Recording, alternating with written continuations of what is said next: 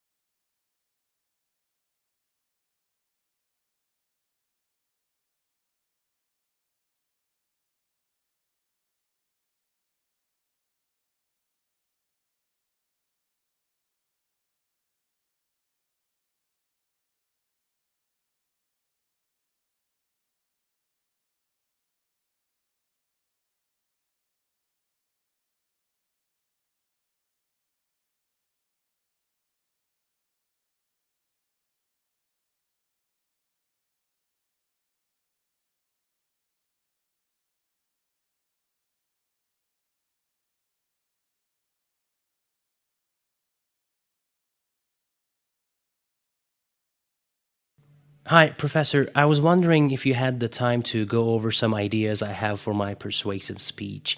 My presentation is a week from Thursday. Sure, now's a good time. It's my office hour.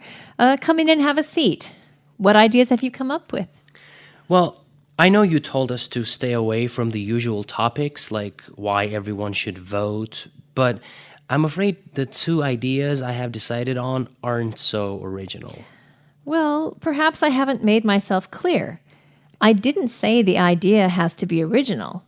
What I did say is if you choose a topic that most students already have an opinion about, it's hard to get them to be attentive to your speech. You could do a quick paper survey to see where the class stands. If you were doing why everyone should vote, for example, you could just hand out a piece of paper to everyone and ask, "Are you planning to vote in the next election?" If you find that most of the class is planning not to vote, it will affect what you present and how you present it. So, what have you come up with? One is that we should stop drinking bottled water, and the second is that the shuttle bus from the subway to campus should run later on the weekends. Oh, two good topics. So, let me hear your research on both. Okay, with bottled water, I thought I'd begin with a rhetorical question like what you suggested. How many of you have bought a bottle of water in the past week? I'm sure many hands will go up. Then I will discuss the research carried out about the amount of plastic from water bottles that ends up in landfills and in the ocean, and say that plastic will remain there for the next couple of 100 years. Sounds fine, but remember, those facts and statistics need to be recent and reliable. You should also state where you got the information from. What will you discuss after you give the facts and statistics? You'll need to provide support from experts in the field. Since it's a persuasive speech, you'll need to be clear on what you want the class to do. How can they change their lives without making your expectation too difficult to meet? Well, I believe that I'm good with the research part. I'm still working on the response part. I know it's easy to carry around a bottle of water. I don't want to ask them to do something they're not going to do. I think I might have a good idea. I've been talking with the bookstore staff about ordering new water bottles that are made from a special new material that keeps drinks cold or warm and have our school's logo imprinted on them. I might be able to get this done at a good discount price, and then I could hand them out. I'm hoping the Student Government Activities Fund will give me the money to do this. Freebies are always good.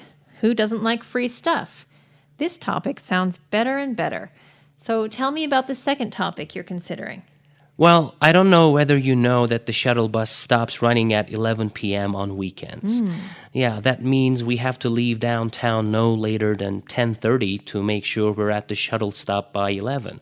That's ridiculously early. Yeah. So, do you have any idea approximately how many students would like to take a later shuttle? This topic is less academic, but it certainly is relevant to our class. You could find out what time other colleges and universities in our area stop running their shuttles, and you could have the class sign a petition. That's an easy expectation. Now I'm even more confused because I feel I have two good topics. Thank you, Professor. My pleasure.